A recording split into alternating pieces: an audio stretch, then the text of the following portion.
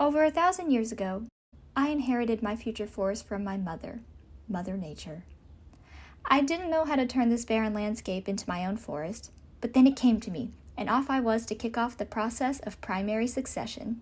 And so, I provided my forest with mosses, lichens, and liverworts, pioneer species that help break down surrounding rock and provide organic matter so that soil layers will begin to develop.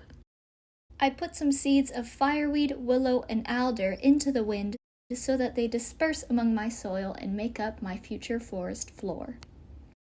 I gave these intermediate species 10 to 30 years to grow into larger shrubs, but then I decided to introduce some new species, birch and poplar saplings, all of which give life to the understory of my forest. Because the shrub stage of primary succession created nutrient-dense soil, over the course of about 100 years, my birch, poplar, and the rest of my understory flourishes into a young forest. I decided to add some white spruce to help make my forest's canopy more full, and I also added taller trees like Manchurian fir and Sitka spruce to eventually grow into my emergent layer. I let my vegetation grow for about 200 more years to gain maturity and complexity, and now I have a proper climax forest.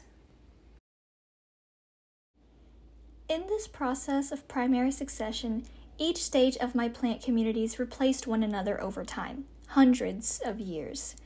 Each plant community creates conditions that subsequently allow different communities to thrive, leading to increased complexity and maturity of the environment.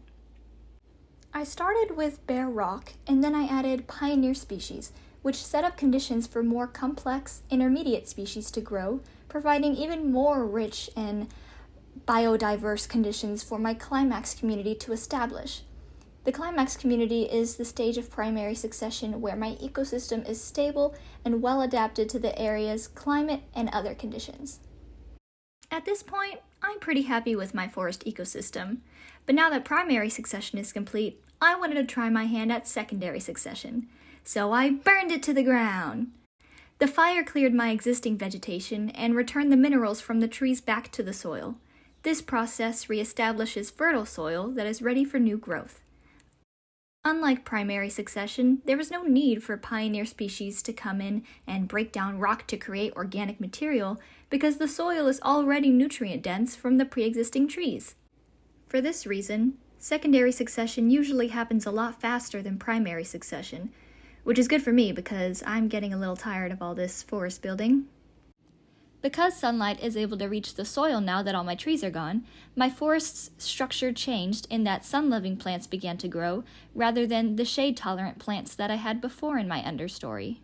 After about 200 years of forest regrowth, these sun-loving plants eventually died out when my native trees started taking all of their sun, but my forest has once again reached its climax community, and although it looks a little different, I love it just the same. Thank you, ecological succession.